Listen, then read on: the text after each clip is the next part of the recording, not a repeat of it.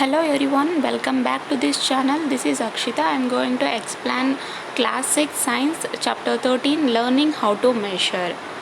So మనం సాలిడ్ని లిక్విడ్స్ని and then ఇతర ఆబ్జెక్ట్స్ని వీటిని మెషర్ చేయడానికి ఏ విధంగా యూనిట్స్ని యూజ్ చేస్తాము and what the process and what they are included అనే మొత్తం గురించి కూడా మనం ఈ లెసన్లో తెలుసుకోబోతున్నాము. Rashid went to a cloth shop with his mother to buy clothes. The cloth merchant used a metal rod to measure the length of cloth. Rashid asked his mother what that metal rod was and why did the merchant use it. Mother told him that the metal rod was a meter scale that was used to measure lengths. Later, both of them went to a flower market and purchased a string of jasmine flowers. While cutting the jasmine flower, the woman selling the flowers measured its length with her hand. Okay. Rashid వచ్చేసి వాళ్ళ మదర్తో కలిసి ఒక బట్టల షాప్కి వెళ్తారనమాట, బట్టలు కొనడానికి. ఇక అక్కడ ఉన్నటువంటి ఆ క్లాత్ మర్చెంట్ వచ్చేసి ఆ క్లాత్ యొక్క లెంగ్త్ని ఒక మెటల్ రాడ్తో మెషర్ చేస్తాడు. సో దీన్ని చూసినటువంటి రషీద్కి డౌట్ వస్తుందన్నమాట, ఎందుకు ఆ క్లాత్ని ఆ మర్చెంట్ మెటల్ రాడ్తో చూస్తున్నాడు, ఏం చేస్తున్నాడు అని అడిగితే అప్పుడు వాళ్ళ మదర్ని అడుగుతాడు రషీద్. సో వాళ్ళ మదర్ ఏం చెప్తుంది అంటే అతను యూజ్ చేసేటువంటి మెటల్ రాడ్ వచ్చేసి ఒక మీటర్ స్కేలు, దీన్ని మనం లెంగ్త్స్ని మెషర్ చేయడానికి యూజ్ చేస్తాము అని చెప్తుందన్నమాట. ఆ తర్వాత వాళ్ళు అక్కడ నుంచి ఫ్లవర్ మార్కెట్కి వెళ్ళడం జరుగుతుంది. సో అక్కడ మల్లెపూల మాలను కొంటారనమాట. సో ఇక్కడ పూలు అమ్మేటువంటి ఉమెన్ ఉంటుంది కదా, తను వచ్చేసి ఆ జాస్మిన్ ఫ్లవర్స్ అంటే ఆ మాలను కట్ చేయడానికి తన యొక్క హ్యాండ్స్తో మెషర్ చేసి అమ్ముతుందన్నమాట. సో ఫిగర్ 1 చూడండి, క్లాత్ మర్చెంట్ వచ్చేసి ఒక మీటర్ స్కేల్ యూజ్ చేస్తున్నాడు క్లాత్ మెజర్ చేయడానికి. And Rashid was confused and started thinking. So ఇక్కడ క్లాత్ని మెజర్ చేయడానికి ఏమో ఒక మెటల్ రాడ్ని యూజ్ చేశాడు, దాన్ని స్కేల్ అని చెప్పుకున్నాం. అండ్ మనం పూలమాలను తీసుకోవడానికి వచ్చాం. సో పూలమాలను తీసుకునేటప్పుడు ఆ ఉమెన్ వచ్చేసి తన హ్యాండ్తో కొలుస్తుంది. సో కన్ఫ్యూజ్ అయిందనమాట ఇక్కడ రషీద్కు. Why was a meter scale used to measure the length of cloth. So ఎందుకు ఒక క్లాత్ యొక్క లెంగ్త్ని మెషర్ చేయాలనుకుంటే మనం మీటర్ స్కేల్ని యూజ్ చేస్తాము. Why did the women use her hand to measure the length of the jasmine flower string. So ఇక్కడ jasmine flower స్ట్రింగ్స్ని లెంగ్త్ చూడడానికి అక్కడ ఉమెన్ ఎందుకు తన యొక్క హ్యాండ్ని యూజ్ చేసింది మెషర్ చేయడానికి. Which method is correct. So A method correct, but cloth వచ్చేసి పర్ఫెక్ట్గా అక్యూరసీగా మెషర్ చేయడానికి మనం స్కేల్ని యూజ్ చేస్తున్నాం. బట్ ఇక్కడ మనకు జాస్మిన్ ఫ్లవర్స్ వచ్చేసి సర్టైన్ అన్నీ ఇస్తారంటే దానికన్నా కొద్దిగా ఎక్కువ ఇస్తారనమాట. బట్ ఏ మెథడ్కు మనం ఎక్కువ ప్రిఫరెన్స్ ఇస్తామంటే based on the situation. So ఇక్కడ ఇవి రెండు సిచ్యువేషన్స్ కూడా చాలా డిఫరెంట్గా ఉన్నాయన్నమాట. How can we decide the correct method of measurement. So ఇప్పుడు మనం మెషర్మెంట్ యొక్క మెథడ్ ఏది కరెక్ట్ అని ఎలా డిసైడ్ అవ్వగలం. Let us know. You might have observed many situations of measurement of length as in the above examples, where sometimes we use instruments and sometimes hands, foot, palms, etc. So మనం పైన చెప్పుకున్నటువంటి examples ప్రకారంగా అంటే ఇక్కడ length యొక్క measurement తెలుసుకోవడానికి మనం ఏ విధంగా డిఫరెంట్ సిచ్యువేషన్స్లో ఫాలో అయ్యాము.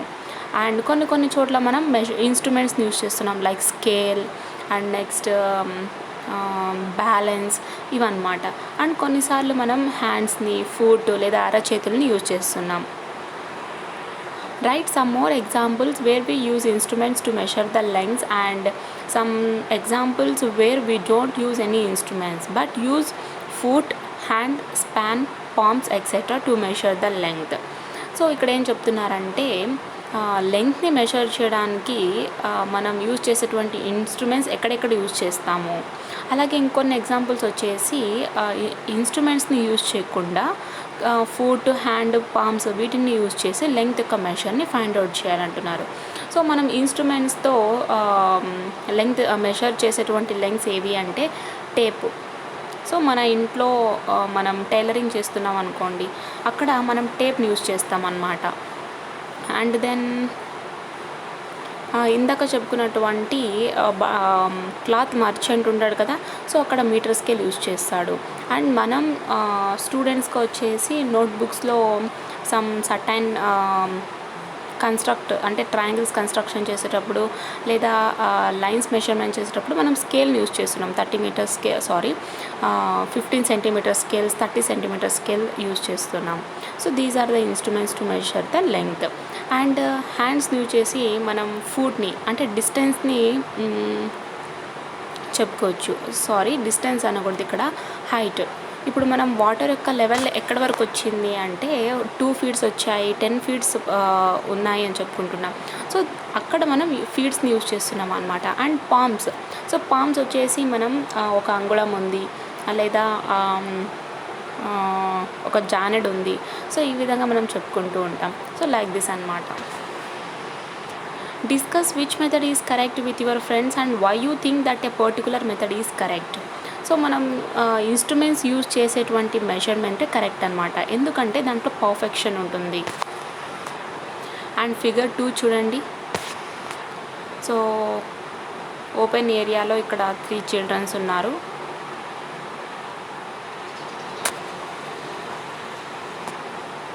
Okay,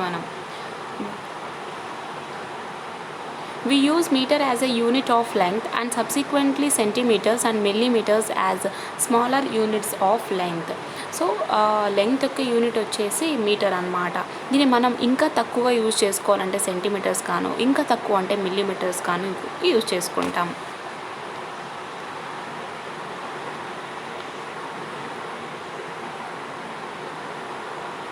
activity 1, measuring lengths. సరే, సో ఈ యాక్టివిటీలో మనం లెంగ్త్స్ని ఏ విధంగా మెజర్ చేద్దామో చూద్దాం. Measure the length of one side of a table using your hand span. So figure 3లో చూడండి, హ్యాండ్ స్పాన్ అంటే ఈ విధంగా అనమాట. సో ఇక్కడ నుంచి ఇక్కడ వరకు, సో థంబ్ నుంచి లిటిల్ ఫింగర్ వరకు అనమాట. సో ఇక్కడ వరకు ఒక hand span. And next again ఇక్కడ నుంచి మళ్ళీ థంబ్ నుంచి ఇక్కడ ఈ విధంగా మెజర్ చేయమంటున్నారు. And ask your classmates to do the same. Record the length of the table in terms of number of hand spans in table 1. So ఇక్కడ ఏం చెప్తున్నారంటే, ఇక్కడ ఒక టేబుల్ ఉంటుంది కదా, సో ఆ టేబుల్ని ఒక సైడ్కి వచ్చేసి దాని యొక్క లెంగ్త్ని మెజర్ చేయాలన్నమాట హ్యాండ్ స్పాన్తో. సో అలాగే అదే టేబుల్ని మీ యొక్క ఫ్రెండ్ ఉంటాడు కదా, సో మీ ఫ్రెండ్కు చెప్పాలి ఆ టేబుల్ యొక్క లెంగ్త్ని హ్యాండ్ స్పాన్తో మెజర్ చేయమని. అండ్ ఇక్కడ టేబుల్ 1లో మన యొక్క రికార్డ్స్ని ఫిలప్ చేయమంటున్నారు.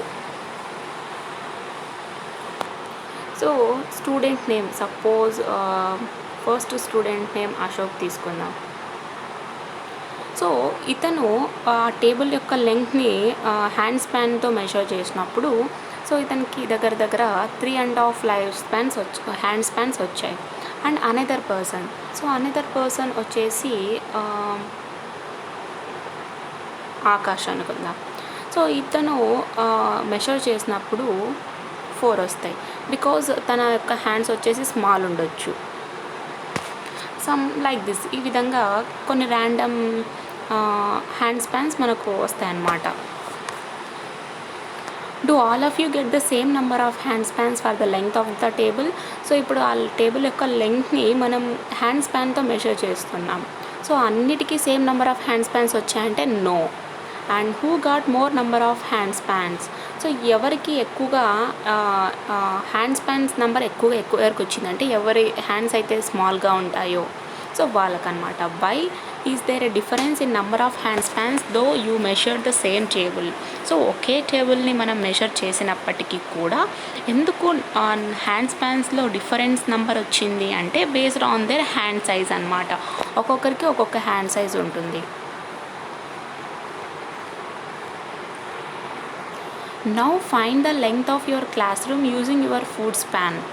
Enter your observations in terms of number of foot spans in table 2.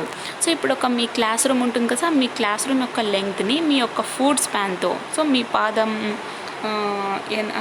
ఇందాక మనం హ్యాండ్ స్పాన్ ఏ విధంగా చేసామో అదేవిధంగా ఫుడ్ స్పాన్తో కూడా మన యొక్క క్లాస్ రూమ్ లెంగ్త్ని మెషర్ చేయాలన్నమాట.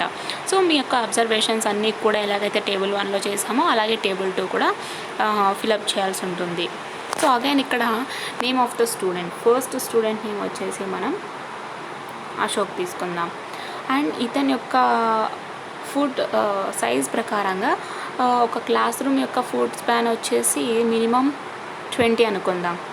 And another person Akash. So ఇతని యొక్క లెగ్స్ లెంగ్త్ ఎక్కువగా ఉండడం వల్ల సర్టైన్ రీజన్స్ వల్ల ఇతను 25 ఫుడ్ స్పాన్స్ వస్తాయి. So what is the reason? Okay, let me see. Is the number of foot spans same when different students measure the length of class room.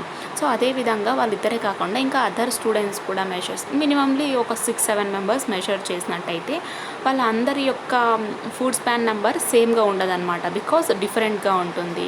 Is the number of foot span same when different students measure the length of the class room. So ఆ class room యొక్క లెంగ్త్ని measure చేసినప్పటికీ కూడా different number of foot spans అనేవి rise అవుతాయి అన్నమాట. Who got more number of foot spans why? So ఎవరికి ఎక్కువ వస్తాయంటే ఎవరివైతే ఫుడ్స్ చాలా స్మాల్గా ఉంటాయి, అంటే వాళ్ళ యొక్క ఫుడ్ యొక్క లెంగ్త్ స్మాల్గా ఉంటుందో వాళ్ళకి ఎక్కువగా నెంబర్ ఆఫ్ ఫుడ్ స్పాన్స్ వస్తాయన్నమాట. Who got least number of foot spans why? So ఎవరికి చాలా తక్కువగా ఫుడ్ స్పాన్స్ వస్తాయంటే ఎవరి ఫుడ్ అయితే లెంగ్త్ ఎక్కువగా ఉంటుందో వాళ్ళకి తక్కువగా వస్తాయన్నమాట. We do not get the same measurements in two cases mentioned above because the hand spans or foot spans are not same for each one of us. So పైన చెప్పుకున్నటువంటి రెండు మెజర్మెంట్స్ కూడా మనకు ఏ విధంగా కూడా సేమ్ మెజర్మెంట్స్ ఇవ్వవు అన్నమాట. ఎందుకంటే హ్యాండ్ స్పాన్స్ ఫుట్ స్పాన్స్ అందరికీ సమానంగా ఉండవు, డిఫరెంట్గా ఉంటాయి. We often use these type of conventional methods to measure certain lengths. For example, cubits for the length of a string of flowers and length and breadth of a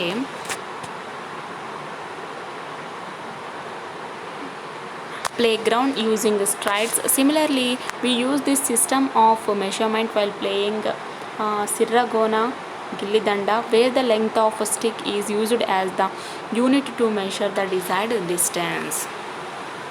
So ఇక్కడ cubit మన ఒక ప్లే గ్రౌండ్ని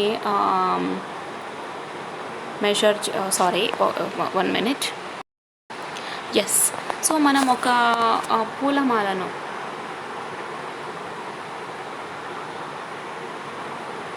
suppose ఇది ఒక పూలమాల అనుకోండి, దీన్ని measure చేయాలి. సో దీన్ని మెషర్ చేయడానికి యూజ్ చేసేటువంటి మెథడ్ ఏంటంటే క్యూబిట్ మెథడ్ అనమాట. అంటే తన యొక్క ఫింగర్స్ నుంచి తన యొక్క మోచేతి వరకు వాళ్ళు మెజర్ చేసి అన్ని ఫ్లవర్స్ అంటే అన్ని పూలమాలను మనకి ఇస్తారనమాట. అలాగే ఒక ప్లే గ్రౌండ్ని మెజర్ చేయడానికి స్ట్రిడ్స్ని యూజ్ చేస్తారు. అండ్ దెన్ మనం ఇదే సిస్టమ్ని అంటే ఆ ప్లేయింగ్ ఆడుకుంటుంటాం కదా, సిరిగోన అంటే గిల్లిదండ ఆడుకోవడంలో, అండ్ మనం ఒక స్టిక్ని యూజ్ చేస్తూ ఉంటాం. ఆ స్టిక్ యొక్క లెంగ్త్ని యూజ్ చేస్తాం అన్నమాట. దీనిగా ఒక డిజైర్డ్ డిస్టెన్స్గా మెషర్ చేయడానికి ఒక యూనిట్గా మనం ఈ స్టిక్ని యూజ్ చేస్తాము. Okay, so now we are all using scales to measure length of the line, certain requirements అన్నమాట. Okay, the story of scale. So scale యొక్క స్టోరీ ఎలా ఉందో చూద్దాం. Many hundred years ago, people used to measure distances with their hand spans, strides or foot spans. One day, a very tall man went to a shop to buy some cloth. He asked for 3.5 arms length of cloth. The shopkeeper measured 3 arms length of cloth and then added approximately another half arm length. Okay. So చాలా years కిందట ఒక వ్యక్తి వచ్చేసి so చాలా ఏండ్ల కిందట peoples వచ్చేసి hand స్పాన్స్ని use చేసేవాళ్ళనమాట డిస్టెన్స్ని measure చేయడానికి, లేదా స్ట్రిడ్స్ని లేదా ఫుడ్ స్పాన్స్ని కూడా యూజ్ చేసేవాళ్ళు. సో ఒకరోజు ఒక టాల్ మ్యాన్ వచ్చేసి ఒక షాప్కి వెళ్తాడనమాట. షాప్కి వెళ్ళి అక్కడ క్లాత్ని కొనాలనుకుంటాడు. ఇక అతను అక్కడికి వెళ్ళి ఆ క్లాత్ మర్చెంట్ ఉంటాడు కదా, అక్కడికి అతని దగ్గర ఏమంటాడు అంటే నాకు 3 నుంచి 3.5 లెంగ్త్ ఆఫ్, అది కూడా ఎంత లెంగ్త్, హామ్ లెంగ్త్ ఆఫ్ క్లాత్ని కావాలని అడుగుతాడు. సో ఆ షాప్ కీపర్ వచ్చేసి 3 ఆర్మ్ లెంగ్త్స్ ఆఫ్ క్లాత్ని తీసుకొని అండ్ అప్రాక్సిమేట్లీగా అనదర్ ఆఫ్ ఆర్మ్ లెంగ్త్ని కూడా యాడ్ చేసి అతనికి ఇస్తాడనమాట. The man felt that the shopkeeper had cheated him. So he measured the cloth with his arms and found that the cloth was not even 3 arm lengths. He told the shopkeeper that the length of the cloth was less than 3.5 arms when he measured with his own arm. The shopkeeper replied that his own arm was the standard for measuring. They both argued about whose arm was to be taken as the standard measure. సరే, ఇక అక్కడ ఆ tall man ఉంటాడు కదా, so ఆ tall man వచ్చేసి ఏమనుకుంటాడంటే, ఓహో ఈ షాప్ కీపర్ నన్ను మోసం చేస్తున్నాడు అని చెప్పి ఆ క్లాత్ని తన యొక్క హార్మ్స్ అంటే తన యొక్క మెజర్మెంట్స్తో మెజర్ చేస్తాడనమాట. అప్పుడు తనకు ఆ టాల్ మ్యాన్ కాబట్టి హ్యాండ్స్ కూడా ఏ విధంగా ఉంటాయి, సో లెంగ్త్గా ఉంటాయి. ఇక 3.5 హార్మ్ లెంగ్త్ అనేవి రాదనమాట. సో అప్పుడు షాప్ కీపర్కి చెప్తాడు, నువ్వు చాలా 3.5 కన్నా చాలా తక్కువగా లెంగ్త్ తీసుకున్నావు, సో నువ్వు నన్ను చీట్ చేస్తున్నావు, నా హ్యాండ్స్తో మెజర్ చేసి చూడు అంటే అప్పుడు షాప్ కీపర్ చెప్తాడంటే, ఇక్కడ స్టాండర్డ్గా మెజరింగ్ చేయాల్సింది నా హామ్తో అని చెప్పి షాప్ కీపర్ రిప్లై ఇస్తాడు. సో వాళ్ళిద్దరూ ఆర్గ్యూ చేసుకుంటారనమాట ఒకరికొకరు, ఎవరి హామ్ ఇక్కడ స్టాండర్డ్ మెషర్గా తీసుకోవాలి అని చెప్పి. In those days, people arguing over measuring the lengths of fields, ropes and hundreds of other things must have been a familiar fight. How should one measure a half or a quarter arm length? సరే, so అప్పటి కాలంలో చాలా వరకు పొలాల యొక్క length కావాలన్నా, లేదంటే తాడుల యొక్క మెషర్ చేయాలన్నా, లేదా ఇతర వస్తువుల యొక్క మెషర్ చేయాలన్నా కూడా చాలా వివాదాలు వచ్చాయన్నమాట. ఇక